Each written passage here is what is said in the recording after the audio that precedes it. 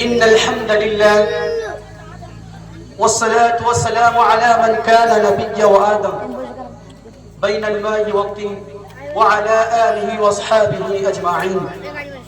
أما بعد، فأعوذ بالله من الشيطان الرجيم.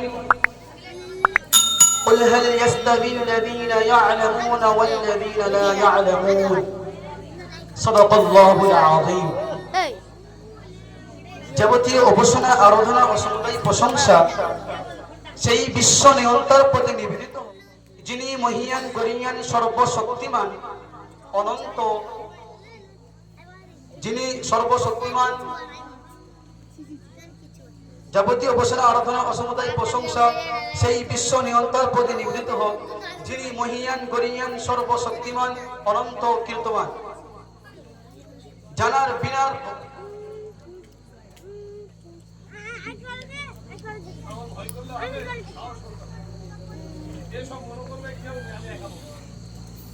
জানার বিনা হুকুমে চন্দ্র সূর্য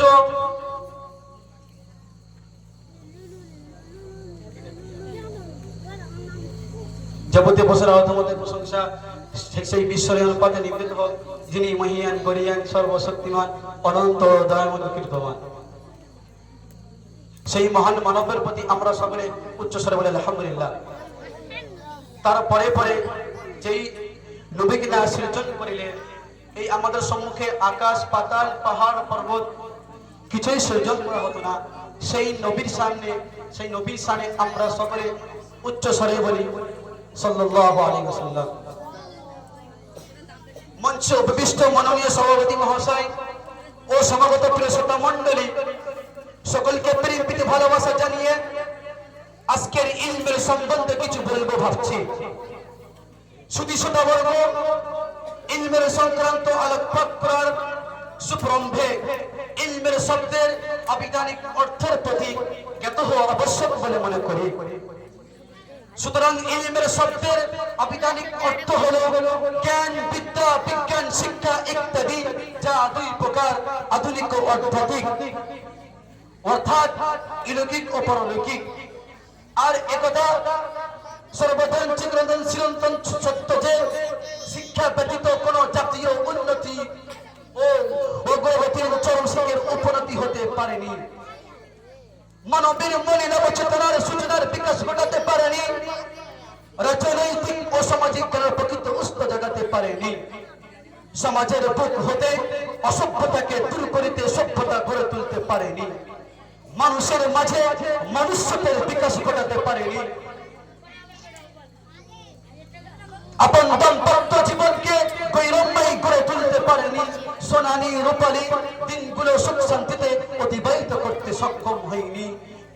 হতাশার মাধ্যমে জীবন রেখা সমাপনের দিকে অগ্রসর হতে থাকে। চক্ষু থাকতে পৃথিবী অন্ধকার লাগে, মুখ থাকতে মুখে বোবা তোলার চাবিকাঠি লাগে। শিক্ষা ব্যতীত আপন ভাষা বুঝতে বোঝাতে অক্ষম, কারণ শিক্ষা ব্যতীত পূর্বে কখনো অজ্ঞতা, অমানসিকতা, মূর্খতা, অবিচার, অনাচার ইত্যাদি দুর্বৃত্ত হয়ে ব্যতিক্রম হয়নি। শিক্ষা দ্বারাই মানব সমাজে অগ্রগতি সৃষ্টি জীবের মধ্যে উৎকৃষ্ট উপাধি লাভ করেছেন। ইলমের নিকট হিংস্র বড় পশু মাথা নত করে এবং তার দাসত্ব করতে বাধ্য হয়। তাই তো বলা হয় education is the backbone of a nation, অর্থাৎ শিক্ষাই জাতির মেরুদণ্ড। তবে একথা চিরস্মরণীয়, আধুনিক শিক্ষার যতই গতীয় উন্নতি ইলকের মধ্যে সীমাবদ্ধ, আর আধ্যাত্মিক শিক্ষা উভয় জগতের চিরসঙ্গী। যার মত গুরুত্ব সম্বন্ধে রাজাতুল সালেহীন পৃষ্ঠা নম্বর 26 উল্লেখ আছে। হযরত মুআজ রাদিয়াল্লাহু তাআলা আনহু বর্ণনা করেন যে হে বিশ্ববাসীগণ, তোমরা দ্বীন শিক্ষা অর্জন করো, কারণ আল্লাহ তাআলা সন্তুষ্টি উদ্দেশ্য দ্বীন শিক্ষা অন্বেষণ ভক্তি জনতীয় ভয় সৃষ্টি করে। যার অনুসন্ধান ইবাদত, যার আলোচনা তাসবিহ, যার সম্বন্ধে কথোপকথন জিহাদ, মূর্খ ব্যক্তিকে শিক্ষা দেওয়া সাদকা, বিজ্ঞ ব্যক্তিদের জন্য ব্যয় করা স্রষ্টার সন্তুষ্টি লাভের উপায়। স্রষ্টার সন্তুষ্টি লাভের উপায়, কেননা ইল হালাল ও হারাম চিনবার উপায়। ইলম জান্নাতের আলো, স্তম্ভ ভয় ও বিভীষিকার সময় সান্ত্বনা দানকারী, ভ্রমণের সাথী, একাকিত্বের সময় কথা বলার সঙ্গী, সুখে দুঃখে পর প্রত্যক্ষ বিপদে আহ্বাতে সাহায্যকারী, শত্রুর বিরুদ্ধে অস্ত্র, বন্ধু মহলের শোভা। তাই আল্লাহ তাআলা বহু জাতিকে এর দ্বারাই সম্মানের আসনে আসীন করেন। আবার তাদেরকে ইমাম বা নেতা বানান। জনগোষ্ঠী তাদের পদঙ্ক অনুসরণ ও অনুকরণ করে, তাদের মতামত গ্রহণযোগ্য হয়। ফেরেশতা মণ্ডলী তাদের সহিত আপন ডানা মুবারক তাদের পদতলে বিছিয়ে দেয়। এমনকি প্রত্যেক সজীব মাছ, কীট পতঙ্গ, হিংস্র নিরীহ পশু পাখি সকলে তাদের জন্য আল্লাহ তাআলার সহিত দরবারে ক্ষমা প্রার্থনা করতে থাকে। কারণ ইলমের অর্থ হলো মূর্খতা হতে জ্ঞানের দিশায় নতুন জীবন লাভ। ইলমের দ্বারা উলামা অগম্য ব্যক্তিকে গন্তব্য স্থানে পৌঁছায় এবং দুনিয়া ও আখিরাত উচ্চ স্থান লাভ করে। ইলমের দ্বারাই উলামা অগম্য ব্যক্তিকে গন্তব্য স্থানে পৌঁছে দেয় এবং দুনিয়া ও আখিরাত উচ্চ স্থান লাভ করে। ইলমের সম্পর্কে চিন্তা করা ওজা সমতুল্য, ইলম শিক্ষা করা শিক্ষা দেওয়া তাহাজ্জুদ সমতুল্য। এর দ্বারাই আত্মীয়তার সম্পর্ক সৃষ্টি হয়। ইলম সর্বপ্রকার আমলের দিশারি, আমলের অনুগামী।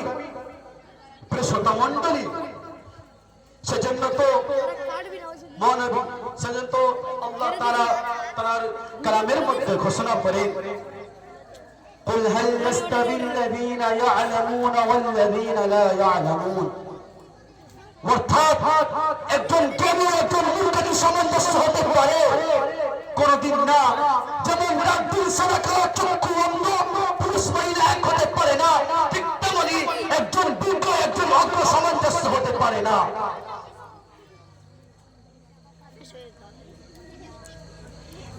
গ্রন্থরাজির একটি আয়াতের সাক্ষ্য বহন করে, ইন্নামা ইয়াখশাল্লাহ মিন ইবাদিহিল উলামা। অর্থাৎ উলামা সম্প্রদায় সদা সর্বদা আমাকে ভয় করে, যা স্রষ্টার নিগুড় রহস্য। সুতরাং উদ্দেশ্যহীন কর্মে যেমন মূল্য নাই, ঠিক তেমনি উদ্দেশ্য ভঙ্গকারী মানবের কোনো মূল্য নাই। প্রিয় নবী সাল্লাল্লাহু আলাইহি ওয়াসাল্লাম সোনার জবানে ঘোষণা করে, عن أنس قال قال رسول الله صلى الله عليه وسلم إن من شرط الساعة أن يرفع العلم ويظهر الجهل। অর্থাৎ হযরত আনাস রাদিয়াল্লাহু তাআলা আনহু বর্ণনা করেন যে প্রিয় নবী সাল্লাল্লাহু আলাইহি ওয়াসাল্লাম বলেছেন যে মহাপ্রলয়ের ইলমকে ঊর্ধ্ব আকাশে তুলে নেওয়া হবে আর জাহালাতের। মণ্ডলী, সেজন্য তো মহানবী সাল্লাল্লাহু আলাইহি ওয়াসাল্লাম শিক্ষার বিকাশ করতে ইলমের অগণিত ফজিলত বর্ণনা করেছেন। যেমন قال رسول الله صلى الله عليه وسلم لأن تغدوا فتعلم بابا من العلم عمل به أو لم يعمل خير من أن تصلي 1000 ركعة। অর্থাৎ ইলমের একটি অধ্যায় অর্জন করা, আমল করুক কিংবা নাই করুক, এক হাজারে অতি উত্তম বলা হয়েছে। অপর জায়গায় ঘোষণা করেন, قال رسول الله صلى الله عليه وسلم لعلك قال رسول الله صلى الله عليه وسلم قال رسول الله صلى الله عليه وسلم لعلهم تعلموا القرآن فاقرؤوه فإن مثل القرآن وقرؤوه وكان به كمثل جراب محشو بك مسكا يفوه ريحه كل مكان। অর্থাৎ প্রিয় নবী সাল্লাল্লাহু আলাইহি ওয়াসাল্লাম বলেছেন যে কোরআন শিক্ষা এবং পড়ার প্রতি আমল করা ঠিক এমনই যেমন নাকি মৃগ নবী আতর দারিতে ভরা আছে আর তার খুশবু সর্বস্থানে বিস্তার লাভ করেছে। সেই জন্য তো বলা হয় শিক্ষিত ব্যক্তি ফুটন্ত গোলাপের ন্যায় নীরব থেকে নিপুণতা প্রকাশ করে। তাই তো প্রিয় নবী সাল্লাল্লাহু আলাইহি ওয়াসাল্লাম একজন আল্লাহ ভীরু আলেমকে 1000 আবিদের থেকে অতি উত্তম বলেছেন। কারণ ইলম ব্যতীত উপাসনা জীবনহীন জীব সাদৃশ্য। প্রিয় নবী সাল্লাল্লাহু আলাইহি ওয়াসাল্লাম উলামা সমাজকে আকাশের নক্ষত্র রাজি বলে ঘোষণা করেছেন। তো কখনো প্রিয় নবী সাল্লাল্লাহু আলাইহি ওয়াসাল্লাম উলামা সমাজের নিদ্রাকে আবিদের উপাসনা থেকে অতি উত্তম বলেছেন। কারণ নারী আর পুরুষের মধ্যে যেমন সম্পর্ক, ঠিক তেমনি বিশ্ব সমাজ আর ইলমের সম্পর্ক। যেমন নারী আর পুরুষ একে অপরকে প্রতিরোধ রেখে চলতে পারে না, ঠিক তেমনি বিশ্ব সমাজ ইলমকে পরিত্যাগ করে টিকতে পারে না। কিন্তু বড় পরিতাপের বিষয়, ইলমকে পরিত্যাগ করে বিশ্ব সমাজ দ্বন্দ্বের পিছনে বিদ্যুতের গতিতে নেয় ছুটছে। এটা কি প্রকৃত ঠিক? কোনদিনও নয়।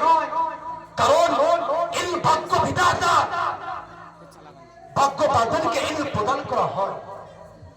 আর ধন দৌলত ব্যয় করলে হ্রাস পায়। ধনী ব্যক্তির মরণের পর সকলে ভুলে যায়, আর জ্ঞানী ব্যক্তিকে সকলে স্মরণে রাখে। ধন দৌলত সংগ্রহ করে রাখলে চুরি হতে পারে, ইলম চুরি হয় না। ধন দৌলত সম্বন্ধে হাসর দিবসে হিসাব নিকাশ নেওয়া হবে, আর ইলমের দ্বারাই উলামা হাসর দিবসে উচ্চ স্বরে আসীন হবে। ধন দৌলত সুখের নিদ্রাকে হরণ করে, ইলম সুখের সত্য কাজের দিকে আহ্বান করে।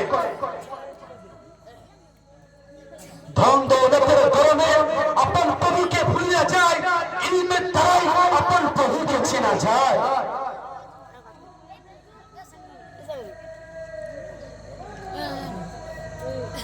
উপরন্ত কিছু সংখ্যক বুদ্ধিজীবী প্রশ্ন করে যে দ্বীনি শিক্ষা দেশ ও জাতিকে কি দিয়েছে। উত্তরে আমি তাদেরকে বলতে চাই, দ্বীনি শিক্ষা দেশ ও জাতিকে কি দেয়নি। যদি দিয়ে না থাকে সেটা হলো বেদিনের শিক্ষা, বিমানের শিক্ষা, বিহায়ের শিক্ষা, স্বার্থপরতার শিক্ষা, কাপুরুষতার শিক্ষা ও শত্রুর শিক্ষা। অর্থাৎ দ্বীনি শিক্ষা দেশ ও জাতিকে দিয়েছে একতা, বিশ্বস্ততা, ন্যায় ও পরতার শিক্ষা, প্রকৃত মানব রূপে বেঁচে থাকার শিক্ষা। দুনিয়ার মধ্যে সমগ্র মানব রূপে বেঁচে থাকার শিক্ষা তিনি শিক্ষা আমাদের সকলকে দিয়েছে। তাই তো কবি বলেছেন, শিক্ষা করো বিশ্ববাসী, শিক্ষা ছাড়া নাই তো গতি, শিক্ষা পায় আনতে তোমার উভয় করের উন্নতি। আলোবিহীন চেরার যেমন নাই তার কোন জ্যোতি, শিক্ষাবিহীন এমন কোথায়, শিক্ষাবিহীন মানবের তেমন নাই কোনো গতি। তাই আসুন আমরা সকলে এক তিতিক্ষা স্বীকার করে দ্বীনি শিক্ষা অন্বেষণ করি। আল্লাহ তাআলা আমাদের সকলকে দ্বীনি শিক্ষা অন্বেষণ করে